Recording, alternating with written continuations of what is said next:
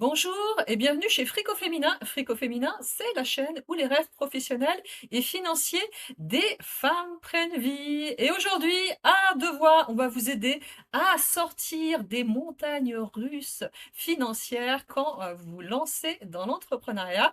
Parce qu'aujourd'hui, je reçois Christelle, qui est l'auteur du livre Hop, dans le bon sens, Argent et entrepreneuriat au féminin. Bonjour et merci d'avoir accepté mon invitation. Merci Ophélie, c'est un honneur aussi pour moi d'être là. Mais avant de passer à cette interview, je vous invite à télécharger votre cadeau dans la description, les 6 secrets de ta liberté financière, et à nous mettre un pouce pour soutenir cette création de contenu. Alors justement, Christelle, est-ce que tu peux nous en dire un petit peu plus de ton parcours et ce qui t'a amené justement à parler d'argent à des femmes? Mmh. Alors, moi, je suis une ancienne de la fonction publique. J'ai évolué dans la fonction publique d'État pendant à peu près 13 ans en étant contractuelle, hein. Je précise, je n'ai jamais été, fonctionnaire, mais toujours des contrats qui pouvaient être, assez longs, mais qui m'ont donné une vraie stabilité, on va dire, financière. Donc pendant toute cette phase-là, dans mon rapport à l'argent, c'était plutôt, assez insouciant, je dirais, tu vois? C'était à la fois, bon, bah, voilà, je j'ai mes revenus, je dépense, j'ai pas forcément énormément de contraintes, je commence à investir en immobilier. J'ai investi jeune à 25 ans, mais là, c'était à cette époque-là vraiment encore une fois dans un peu comme un jeu, en fait, tu vois? Vraiment sans pression, encore une fois, parce que je pense que c'était le bénéfice du jeune âge et puis ensuite, une fois que les enfants sont arrivés dans ma vie, j'ai, ressenti vraiment l'appel de d'avoir beaucoup plus de temps pour moi et pour mes enfants. Et je me suis orientée vers l'entrepreneuriat qui, me proposait, on va dire, ce cadre, cette liberté, on va dire, géographique, beaucoup plus de souplesse dans mon emploi du temps. Donc je me suis, voilà, je me suis plongée dans l'entrepreneuriat et au fait, au fur et à mesure, j'ai commencé à me plonger sur des accompagnements. D'abord au niveau d'accompagnement, en investissement locatif pour accompagner des personnes qui comme moi, souhaitaient, investir en location Airbnb, colocation, location à l'année et en fait, au fur et à mesure, bah, j'ai évolué aussi sur, d'autres sphères, notamment en lien avec la bourse et puis aussi l'entrepreneuriat en tant que tel pour des personnes qui avaient aussi envie de développer leur activité. Donc c'est vraiment venu un peu comme un puzzle, tu vois, qui s'est assemblé au niveau de mon activité pour, intégrer toutes ces briques et puis intégrer aussi ce concept en lequel je crois, c'est la diversification de revenus, le concept multi-revenus que j'ai, voilà, que j'ai employé et qui, voilà, qui est très rassurant. Et toi-même, puisque, tu travaillais, dans la fonction publique, certainement tu avais un besoin de sécurité important comme la plupart des femmes et bah, tu as éprouvé un stress profond, une peur de manquer et des insécurités au moment de te lancer dans l'entrepreneuriat. Bien sûr, je pense que j'ai eu un moment vraiment clé, ça a été, à la fin des 2 années de l'entrepreneuriat qui correspond, tu sais, à la fin des 2 années d'allocation chômage. Parce que cette période-là, c'est une chance quand on est entrepreneur français de pouvoir bénéficier effectivement de ces aides, mais c'est aussi une malchance parce que quelque part on se tu vois, c'est un certain confort aussi. On a un peu ce côté régularité encore de revenus, sauf que c'est pas un revenu, hein, c'est une allocation, mais ça nous booste pas, tu vois, à aller plus de l'avant, à nous challenger. En tout cas pour ma part, je vais parler de moi, mais même si je constate vraiment la même chose, auprès d'entrepreneurs qui se lancent, c'est que voilà, on se dit un peu plus tard, on commence par étapes. Puis c'est vrai qu'on a tellement de choses à dessiner quand on se lance dans l'entrepreneuriat, la communication, le marketing, la comptabilité, enfin et puis le positionnement, dessiner ses offres. Donc voilà, il y a eu vraiment ces 2 ans et à la fin de ces 2 ans, quand je me suis dit: «Le mois prochain, je touche zéro. J'ai vraiment eu cet appel, ce côté, il est hors de question que je demande de l'argent à mon mari. C'était vraiment, c'était très, très fort en moi et je me suis dit: «Qu'est-ce que je vais pouvoir faire?» parce que là, je vois bien que, j'avais généré un tout petit peu de chiffre d'affaires, mais tu vois, de temps en temps, et c'était pas régulier et surtout, c'était pas du tout conséquent. Et qu'est-ce que je vais pouvoir faire pour?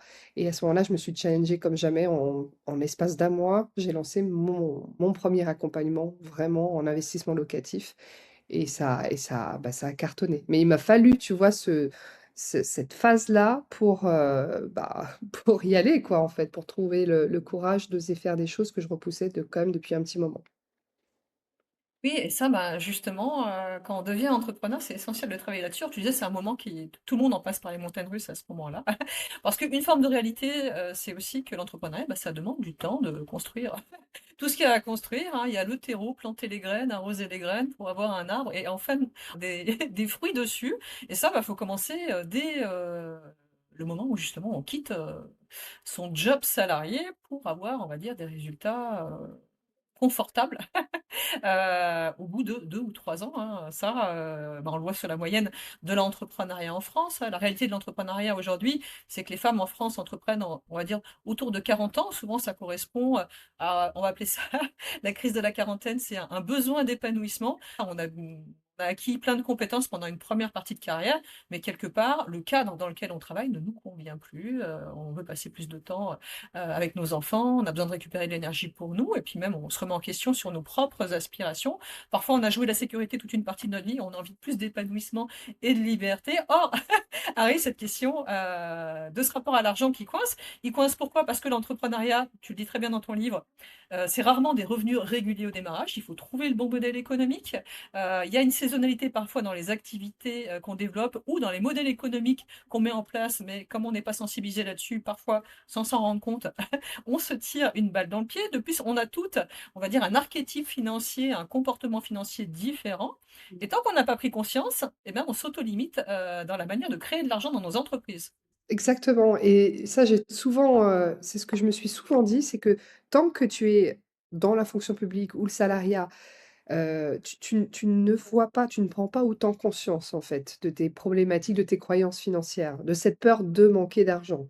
Tu l'as de temps en temps, mais en même temps, tu sais qu'à la fin du mois, bah, tu as ce salaire, voilà, qui va tomber. Quand tu es entrepreneur, là, tu as très peu d'aide, voire même quasi enfin aucune, hein.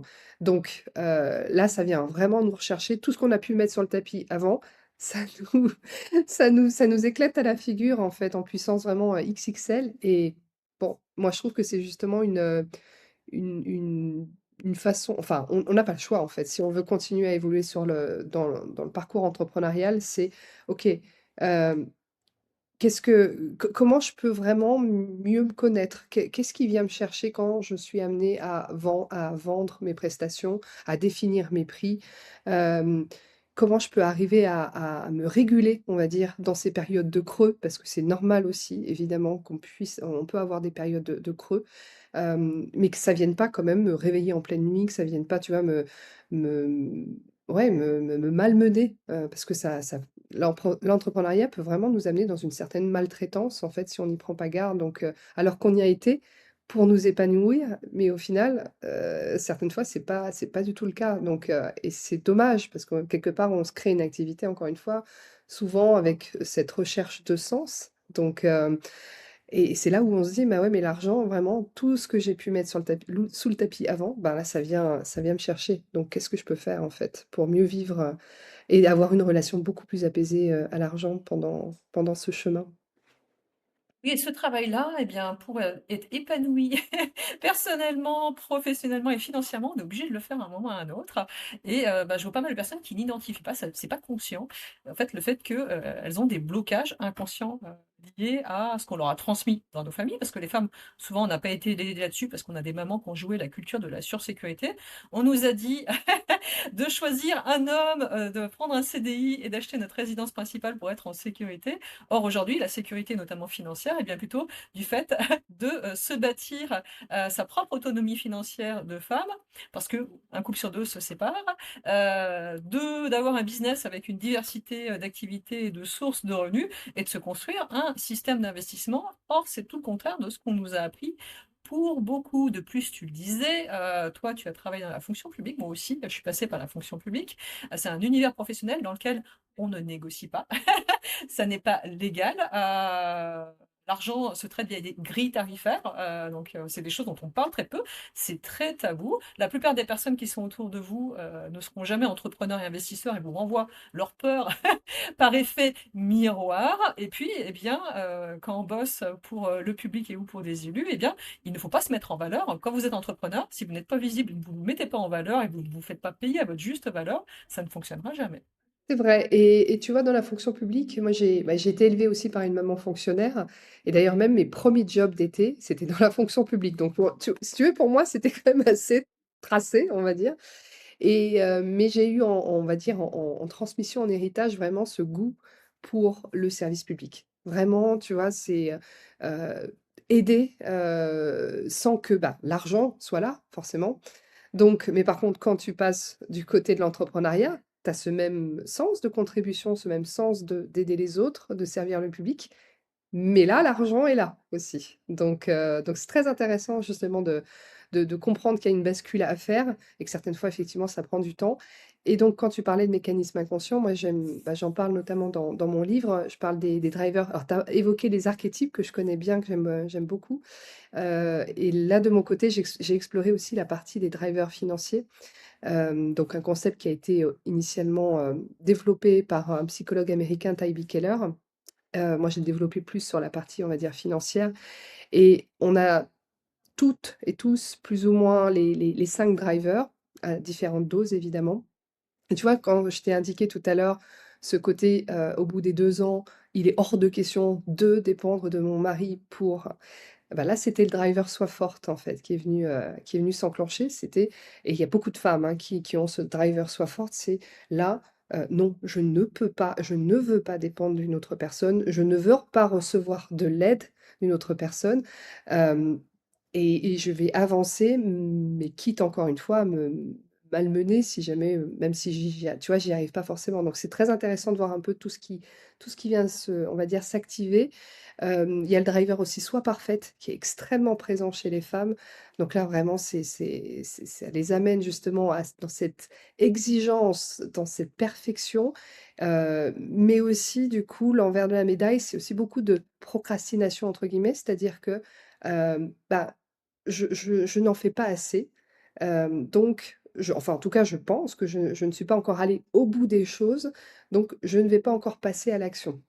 Quitte évidemment après à culpabiliser et cetera et cetera. Donc très intéressant effectivement, tu vois, d'embrasser un petit peu, de se découvrir, encore une fois, pour ensuite, parce que le subconscient en fait on en a, bah, comme son nom l'indique, on n'en a pas conscience. Donc comment on peut justement arriver à mettre des mots, à comprendre ce qu'on va répéter sans qu'on y prête attention?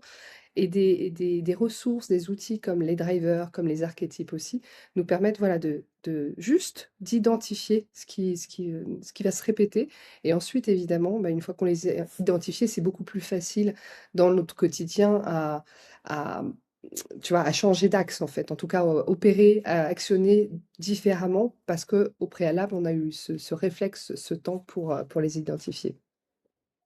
Autre chose que j'ai beaucoup aimé, dans ton livre et qu'on voit pas dans la plupart des autres livres, c'est, la question, de notre cycle d'énergie et moi ça je le vois chez les personnes que j'accompagne. Les femmes ont des cycliques. L'économie d'ailleurs aussi est cyclique Ouais. et du coup, dans l'entrepreneuriat, moi je le vois beaucoup chez mes clientes, on a un niveau d'énergie qui fluctue au cours du temps et c'est hyper important de construire ses offres de services en fonction de ça pour ne pas pâtir et c'est possible de le faire. Faut-il, s'autoriser à ne pas réfléchir et à pas dupliquer des systèmes linéaires? Exactement, parce qu'en fait, on a été aussi élevé quelque part par, ce modèle où on est forcément dans une croissance, en fait, exponentielle. Comme tu sais, cette, voilà, cette ligne droite, mais forcément ascendante et sans aucune fluctuation. C'est dans les modèles économiques, c'est dans nos manuels, c'est une façon aussi de présenter les choses, hein, sauf qu'en fait, dans la vie réelle, effectivement, on le voit, la nature est cyclique. Nous-mêmes, nous sommes cycliques, comme tu l'as dit. Et rien que voir ça, alors moi je me suis plongée notamment dans la roue de Hudson qui explique ces mécanismes aussi de, eh bien, si on voit le concept des saisons, bah, on l'applique aussi au niveau de notre activité. C'est-à-dire on aura des périodes effectivement un peu plus d'hiver, où là on aura besoin de se replier un peu dans notre grotte, peut-être d'un peu plus de se former à ce moment-là sur cette période. Et puis après d'autres périodes comme le printemps et ensuite l'été où là on va, tu vois, beaucoup plus semer, récolter et c'est très intéressant en fait de voir les choses de cette façon-là parce que ça nous enlève aussi toujours cette course en fait de devoir faire plus et de devoir, se dire: «Je réponds à un modèle attendu», sauf qu'en fait, il y a pas de modèle vraiment attendu, c'est juste ce qu'on nous a injecté depuis le début et si on voit les choses de cette façon-là, cyclique, en tout cas non linéaire, c'est beaucoup plus facile en fait à intégrer. Oui et ça, bah, pour la plupart, en fait, on n'a même pas la perception du fait que c'est soit possible et ça veut dire aussi déconstruire cette idée que le chiffre d'affaires serait régulier, la rémunération aussi serait préprogrammée, qui est Mmh. quelque chose qu'on a reçu, en fait, depuis, toujours dans le salariat et ça, c'est un mythe au démarrage. On a cette attente effectivement, on a toujours eu cette attente en fait d'un revenu fixe, et c'est d'arriver vraiment à lâcher nos attentes pour se dire: «OK, c'est OK, peut-être qu'il y a des périodes où je vais moins me rémunérer, d'autres peut-être périodes où je vais peut-être beaucoup plus me rémunérer», mais c'est vraiment quelque part un peu se foutre la paix parce que c'est ça qui est problématique en fait, qui nous malmène encore plus. Oui et c'est sortir de cette cette culture du résultat à tout prix. Alors ça, c'est très difficile, hein. Moi-même, quand je me suis lancée en entrepreneuriat, c'était le plus difficile. C'était de lâcher sur la culture du résultat pour prendre plaisir dans le cheminement et me dire que tout allait arriver en chemin. Ça, c'est pas facile, hein, C'est vrai, ça c'est dépend en plus les jobs, qu'on a reçus au démarrage et tu l'expliques, très, très bien, dans ton livre et ça veut dire déconstruire, la connaissance qu'on a des systèmes financiers, mettre en place du récurrent et ça, c'est des choses, pour la plupart, bah, si vous ne faites pas accompagner par quelqu'un qui vous explique et qui vous montre comment c'est possible, vous ne voyez pas. ah oui, ça nous amène vraiment à prendre un recul sur ce qu'on a peut-être déjà commencé à construire et qu'on va répéter. J'identifie des on va dire des modèles, économiques qu'on voit très souvent on va dire, s'activer comme par exemple, les modèles saisonniers.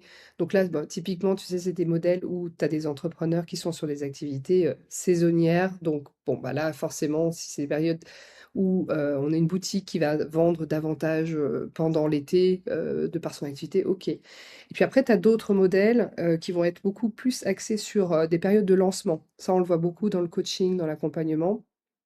Mais donc là, ça nous met une énorme pression parce qu'on est sur si on est sur un ou 2 lancements par an, bah, tout se joue sur ça. Puis on peut avoir aussi d'autres business models, axés alors assez proches des lancements, mais c'est sur la partie promo. Des entrepreneurs qui aiment beaucoup jouer, tu sais, sur les événements, type le Black Friday et les soldes et cetera. Donc là, pareil, on a ces moments de pic et puis on a aussi des modèles, on va dire plus axés, multifacettes. Moi dans lequel je me suis beaucoup, beaucoup reconnue. C'est des personnes en fait qui ont 1000 et une idées, plein tu vois, d'idées d'offres, toujours un grand élan créatif. Typiquement, tu vois, des personnes qui ont ce côté, on va dire, potentiel et ça se reflète, en fait, au niveau, justement, de leur business model parce que on sent un peu une dispersion, tu vois? Et on sent je me souviens quand j'avais fait l'état des lieux en 2022-2023, mais j'avais une liste d'offres, mais qui était énorme et la consultante qui m'accompagnait, elle m'a dit: «En fait, c'est trop, ça fait beaucoup Christelle, donc tu pourrais peut-être limiter». Donc c'est juste déjà intéressant là aussi d'identifier ce que on va dire ce qu'on a intégré dans notre business model et ensuite voir comment on peut peut-être on peut lisser. Si on est par exemple sur, la partie, ah oui, puis j'ai pas dit, il y avait aussi un autre business model qui est intéressant, c'est le one shot dépendant. Ça, il y en a peut-être moins, mais c'est typiquement, tu vois, des entrepreneurs qui vont avoir un ou 2 clients, mais des gros clients, tu vois? Donc là, bon, on dépend de ces personnes-là, effectivement, au niveau de notre chiffre d'affaires. Bref, en tout cas, c'est très intéressant juste d'identifier et de se dire: «OK, en fonction du modèle que j'ai finalement intégré, comment je peux arriver à lisser mon activité et faire en sorte que entre, par exemple, sur la période de lancement, si on est sur ce modèle-là, entre le lancement, comment est-ce que je peux être plutôt sur de l'evergreen aussi? C'est-à-dire sur un business model où j'intègre aussi en continu des personnes sur peut-être une autre offre. Oui, et donc là, tu le disais, c'est sur la partie, on va dire, constitution d'offres, modèle économique et donc comment l'argent rentre dans l'entreprise. Et puis la deuxième chose, c'est la gestion, c'est être au clair sur c'est quoi ce fameux point mort? Alors il fait peur, hein, le terme fait peur, point mort, mais pourtant avoir les notions de, J'utilise pas point mort parce que moi aussi je trouve ça horrible. En fait, je me suis dit: «Mais c'est» donc je parle dans mon livre d'ailleurs de seuil d'équilibre parce que je me dis: «C'est déjà beaucoup plus agréable que point oui, mort». rien que le terme, c'est comme assurance vie, on a l'impression que c'est un truc à la vie et à la mort et le point mort aussi fait très, très peur. Il y a que des termes qui font peur de toute façon sur les questions financières. Je pense que c'est justement pour que les personnes ne se sentent pas autorisés à aller vers ça. Donc oui, c'est savoir précisément, eh bien, combien est-ce qu'il faut rentrer pour vivre soi-même, combien l'entreprise coûte de manière récurrente, quel serait le coussin de sécurité qui fait que vous n'êtes pas stressé. Et toutes ces questions-là, c'est important de les avoir en tête pour vous et pour votre boîte. Sûr, bien sûr, le filet de précaution, enfin, moi j'appelle ça le filet de sécurité ou l'épargne de précaution, enfin, peu importe ce qu'on peut là, c'est aussi, on peut être imaginatif tant que les mots nous conviennent. Je crois beaucoup en l'importance des mots justement, hein, ce que tu viens de dire. Effectivement, une fois qu'on a ça, je l'ai souvent constaté, c'est difficile pour des entrepreneurs d'arriver tu vois, à se constituer suffisamment de trésorerie pour avoir un minimum. Et ça dépend aussi d'un entrepreneur à un autre. C'est-à-dire que le ce on va dire cette épargne de précaution, ça va pour des personnes, ça peut être 2 mois, pour d'autres personnes, ça peut être 6 mois, pour d'autres, ça peut être 1 an. Mais c'est juste, voilà, l'avoir effectivement, ça rassure forcément parce que c'est très compliqué on va dire, de continuer à mener sa barque, même de lancer, continuer à vendre, si on le fait depuis un espace de peur, depuis un espace de peur de manquer, de clients. Alors que lorsqu'on a justement cette, on va dire, ce filet de sécurité, là, ça nous met forcément dans une autre énergie, plus de en tout cas d'ouverture, d'accueil, moins de pression qu'on se met à soi et moins de pression aussi qu'on met, à nos futurs clients. Oui, et c'est très important puisque dans le processus de vente, comme tu disais, il n'y a rien de pire que d'arriver face à quelqu'un en étant soi-même dans la peur, le manque. La personne en face de vous va le ressentir, le fait que vous vouliez absolument lui vendre quelque chose et qu'il y ait une forme de pression à la vente et c'est ce qui peut se passer de pire. Et tu le disais aussi, bah, le propre de l'entrepreneuriat, c'est que les choses ne sont jamais complètement acquises et que, là où vous allez avoir fait un super lancement ou lancé quelque chose et bah, quelque temps après, ce truc-là ne fonctionnera plus. Donc c'est important de pouvoir se remettre, lancer de nouvelles choses régulièrement et de se mettre régulièrement à jour et de se remettre en question, et du coup, d'avoir ce fameux coussin de trésorerie qu'on doit avoir, tant à titre professionnel qu'à titre personnel pour être zen. J'ai envie de dire, c'est le passeport pour la zénitude. C'est ça, ouais. Alors il y a un autre, on va dire un autre passeport de zénitude, en reprenant tes termes, ça va être la diversification de revenus aussi. C'est-à-dire que, ne pas reposer, en fait, ne pas mettre toute la pression que sur son activité.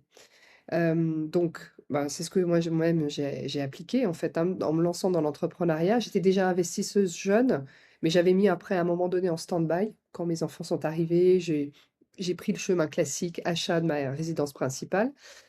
Et puis j'ai fait quelque chose ensuite qui ne ressemblait pas du tout dans les standards.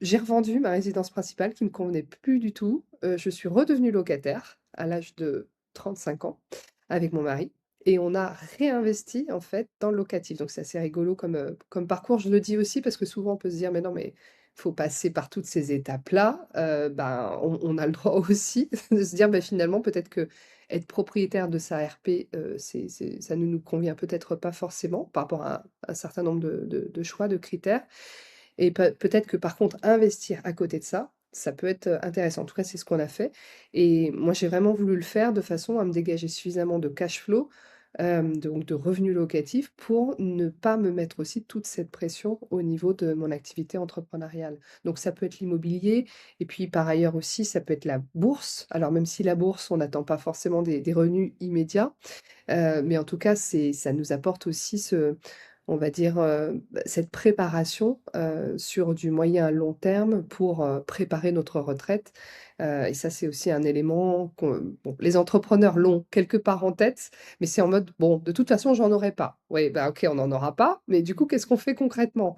Donc le levier de la bourse aussi, c'est aussi un aspect très important.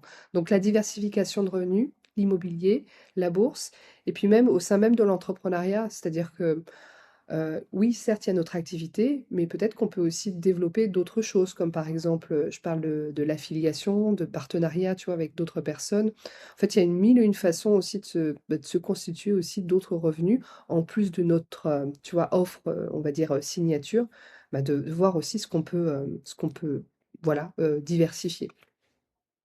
Oui et c'est aussi avoir des micro-revenus. Alors tu disais, il y a pas de petits montants. Exactement. Heu, En bourse, ce qui fonctionne le mieux justement alors la bourse, c'est plutôt pour se constituer sa retraite, on va dire, ou son Mmh. complément de retraite, sachant que la plupart des personnes démarrent dans l'entrepreneuriat en auto-entreprise, si vous avez un statut de non salarié, il faut aussi avoir, conscience du fait que vous avez très peu de protection et notamment de protection vis-à-vis de votre retraite. Donc quand les gens disent: «Je n'aurai pas de retraite», bah oui, en fait, ça se constitue ça et de toute façon, maintenant, la retraite des salariés, risque de ne pas faire rêver qui que ce soit dans un certain nombre d'années. Donc j'ai envie de dire, constituez votre retraite par vous-même et vous serez heureux si vous avez un complément qui est la retraite, classique qu'ont connu, nos parents. C'est plutôt dans ce sens-là, à mon avis, qu'il faut fonctionner pour avoir une réelle sécurité financière et je vois très peu d'entrepreneurs, qui font ça, à partir du moment où leur entreprise leur permettrait, basculent plutôt en société, réfléchissent à, cette, couverture sociale. Les femmes notamment, parce que les femmes, il y a aussi celles qui ne sont pas passées par la case maternité qui des fois, dans l'entrepreneuriat se mettent dans des situations, assez compliquées, où, quand elles se retrouvent face à la maladie, c'est important de diversifier. Tu disais la diversification aujourd'hui, elle peut se faire assez simplement, même avec des petits montants. D'ailleurs la meilleure manière de commencer à investir, c'est avec des petites sommes pour se faire la main, se faire sa culture financière et comprendre que c'est possible, que c'est pas si compliqué, que c'est pas si risqué, et faire évoluer son rapport à l'argent. Puisque, pour beaucoup, on nous a appris que tout investissement comporte un risque de perte en capital et donc dans notre cerveau, nous avons imprimé investissement égale risque. Et égale perte, du coup. Donc, oui et je vais rajouter aussi quelque chose. Moi, pour moi, un autre élément, qui a aussi enclenché la suite, ça a été, et notamment la préparation à la retraite, notamment la prévoyance, la mutuelle et cetera.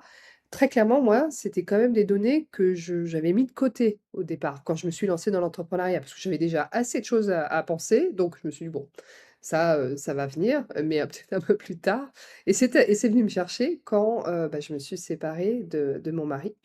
Parce que là, bah, les cartes sont rebattues. C'est là où lorsque ton avocat te demande une projection sur ta retraite, sur ce qui va s'ensuivre, hem, tu commences à voir les choses, aussi forcément, autrement et tu vois aussi que tu peux plus forcément bénéficier de la mutuelle de ton mari si tu étais porté sur sa mutuelle. Enfin bref, tu vois, il y a eu plein de choses en fait qui, moi, en tout cas cet épisode, qui évidemment jamais forcément évident à vivre, mais m'a amené aussi à des, tu vois, des déclics financiers et de beaucoup plus de, tu vois, de prise en charge et de voir, de comprendre que je m'étais pas assez protégée et j'étais pas assez aussi sur la, tu vois, sur la partie, préparation pour la suite, quoi. Oui et ça, au démarrage, quand on monte sa boîte, on fait léger, on va au plus simple et on lance des choses et on oublie de structurer. Il y a un moment, il faut passer par cette phase structuration qui ne fait pas rêver grand monde, mais qui, au bout du compte, peut vous en rapporter beaucoup et c'est important de, voilà, de se projeter par rapport à ça. Tu parlais, du fameux volet immobilier, très bien si, tu as eu cette prise de conscience que, la résidence principale, c'est pas une fin absolue. Et que, à un moment, faire de l'immobilier locatif, ça peut être beaucoup plus intéressant et beaucoup plus sécurisant pour soi. Or, pour la plupart, oui, on a ce fameux schéma, sécurité égale CDI plus, propriétaire de sa résidence principale qui était quelque part le rêve de la génération précédente.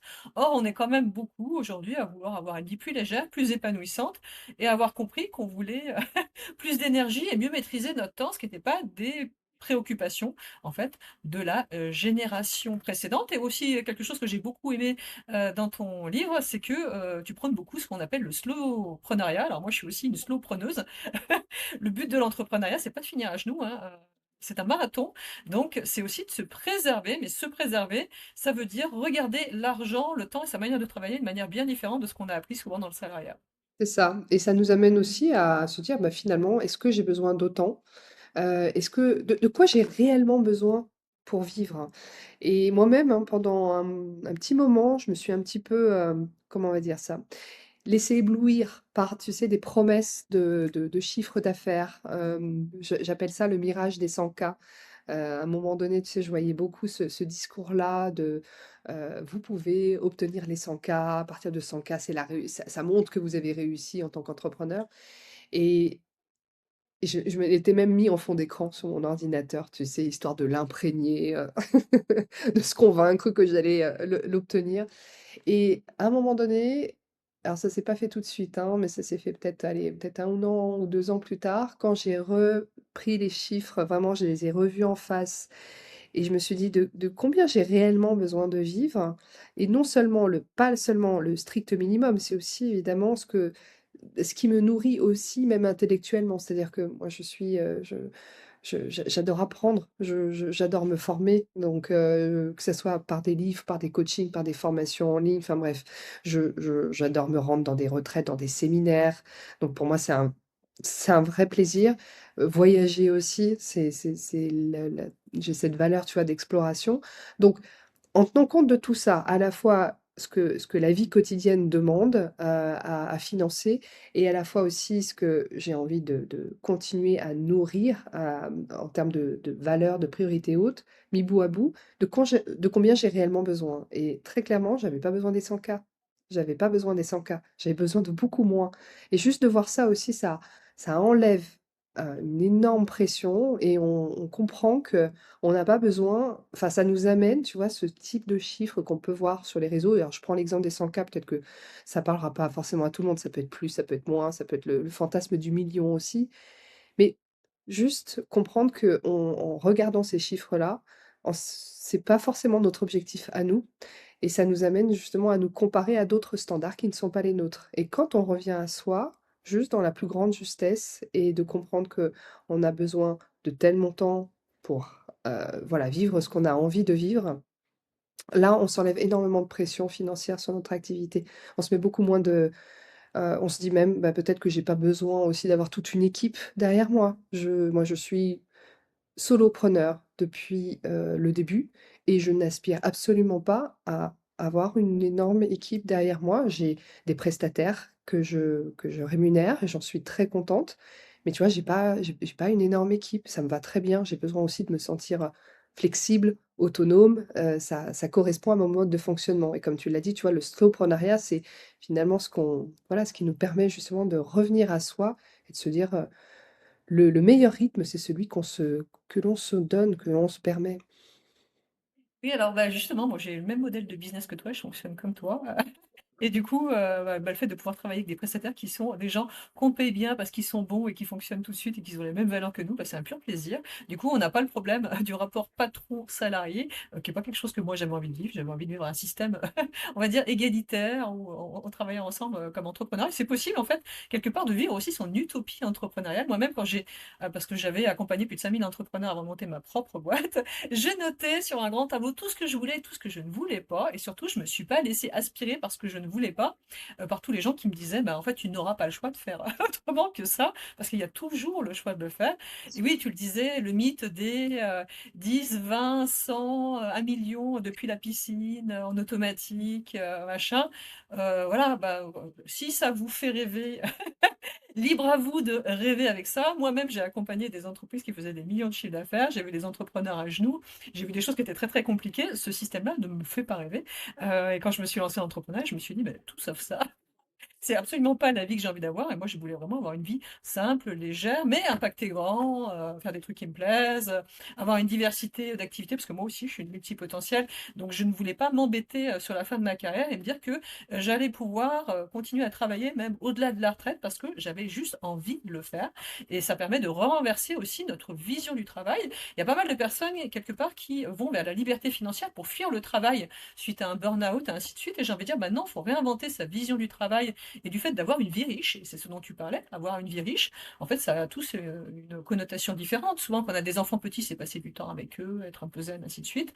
Quand les enfants sont plus grands, ça peut être voyager, lancer des trucs un peu barrés qu'on a toujours envie de faire. Et l'entrepreneuriat, ça permet ça si on s'autorise à mettre son business au service de sa vie et pas le contraire. C'est partir de ses propres aspirations et ce qui rendrait notre vie riche et épanouissante. Et j'imagine justement que toi, écrire un bouquin, c'était quelque chose d'important pour toi, pour transmettre. Alors, eh ben, écoute, Très clairement, j'ai pas eu cette idée dès le départ, hein. Enfin, c'était, j'avais effectivement cette valeur de transmission, mais que tu vois, que je nourrissais à travers, mes accompagnements, le blog, les podcasts, bref, il y a 1000 une façons, en fait, de tu vois, de transmettre. Et par contre, cette idée de livre est venue vraiment me chercher quand j'ai posé une question à un de mes clients. Et c'est une question qui paraît toute simple, mais qui est quand même assez bousculante quand on se la pose en toute sincérité, vraiment en toute sincérité. C'est: est-ce que si jamais il vous reste 1 an à vivre, s'il vous reste 365 jours, qu'est-ce que vous feriez concrètement de cette année-là? Et cette question, c'est important aussi de se la poser en se disant: «Attention, c'est pas forcément une année où vous allez rester non-stop avec vos proches». Parce que là, tu vois, typiquement, c'est ce qu'on a envie de se dire: «Bon, bah, alors je vais voyager toute l'année, je vais passer tout mon temps avec mes enfants, mes parents et cetera». Oui, sauf que nos proches ont pas forcément envie de passer, 24 heures sur 24 avec nous, et les voyages, peut-être que même nous, à un moment donné, on aura peut-être pas forcément autant d'élan, tu vois, de voyager non-stop. Donc là, tu vois, j'ai enlevé tout ça et je me suis dit: «OK, là, s'il me reste 1 an à vivre, qu'est-ce qui vient me chercher?» Donc cette question, je l'ai posée à mon client et je me le suis posée à moi-même, et j'ai eu cette vision, vraiment cette vision de ma fille. J'ai vu sa bibliothèque, j'ai vu ses livres, je l'ai vue elle, quelque part, et je me suis dit: «Ah mais c'est ça, en fait, s'il me reste 1 an à vivre, j'aimerais lui transmettre un héritage sous la forme d'un livre, sous la forme, tu vois, d'un message qu'elle pourra lire quand le moment sera venu, peut-être, dans quelques années, peu importe». Et c'est ça qui m'a portée initialement, tu vois? C'était: je veux transmettre à ma fille. Ensuite, évidemment, ça s'est affiné parce que je veux transmettre aux femmes, et ça s'est affiné, du coup, les femmes entrepreneurs, et ça s'est encore plus ajusté sur le côté, finance, et l'effet montagne russe financière qui est vraiment l'épine dans le pied de la plupart des entrepreneurs. Donc voilà, c'est comme ça que, tu vois, d'une vision, ce livre est né, et m'a permis aussi de tenir le cap parce que c'est quand même un marathon de se lancer dans un projet-là, de continuer à y croire malgré des fois, tu sais, des périodes un peu de doute, et surtout une période d'écriture qui peut être très, très longue. Donc voilà, c'est comme ça que tout est né. Alors justement, pour la petite histoire, moi, si j'ai créé Fric au féminin, c'était suite, à un retour du collège de ma fille un peu désabusée qui me dit: «Maman, j'ai bien compris qu'au collège, on m'apprendrait pas à gagner de l'argent, le gérer, savoir le multiplier». Et je me suis dit: «Bah oui, et c'est donc ça que je pourrais faire au vu de tout ce que j'avais fait dans ma vie». Et oui, et ça permettrait aussi à d'autres femmes de libérer leur relation à l'argent et de transmettre des choses un petit peu plus vertueuses à la génération suivante. Parce que les femmes, on n'a pas reçu, les bons messages qui venaient de rôle modèle, hein, on appelle ça comme ça, la génération d'avant, mais pour autant, on changera les choses et notamment on arrivera à la journée de la femme avec des chiffres qui seront un peu meilleurs parce qu'on aura été nombreuses à, entre guillemets, transmettre la culture du fait que on peut regarder les choses différemment et à notre manière, parce qu'on le fait de manière aussi assez différente des hommes. Moi-même, j'ai beaucoup travaillé avec des hommes pendant 25 ans de carrière et je vois qu'il y a vraiment une différence, de point de vue très, très significative, et la transmission à nos enfants, le fait de leur ouvrir un domaine des possibles et de leur permettre d'avoir une vie plus libre, c'est pour nous très important. Et justement, où est-ce qu'on peut te retrouver, au-delà, de ce livre, sur internet? Oui, bah, très simplement, j'ai mon site internet qui s'appelle, nouveautournant.fr. Donc, voilà, vous pourrez me retrouver sur les réseaux sociaux aussi, mais le plus simple, c'est voilà, c'est nouveautournant.fr, et ensuite vous aurez toute la description de mon univers, et la description aussi du livre. Mmh. Et du coup, je vous mets, tous les liens en description de cette interview et je te remercie parce que je pense qu'on va en avoir inspiré, beaucoup à se transformer, transformer leur rapport à l'argent pour créer cette liberté financière dont aujourd'hui, quand on interroge les femmes, elles sont 65 à vouloir avant tout devenir libres financièrement, alors qu'on posait la même question il y a 20 ans, elles voulaient être belles. Donc les choses évoluent et l'ordre des priorités aussi. Tant mieux. C'est bon à entendre. Et je vous souhaite une bonne fin de journée. N'hésitez pas si vous aviez des questions à nous poser, vous pouvez également nous les mettre dans les commentaires et on se fera un plaisir d'y répondre. À très bientôt. Merci Ophélie.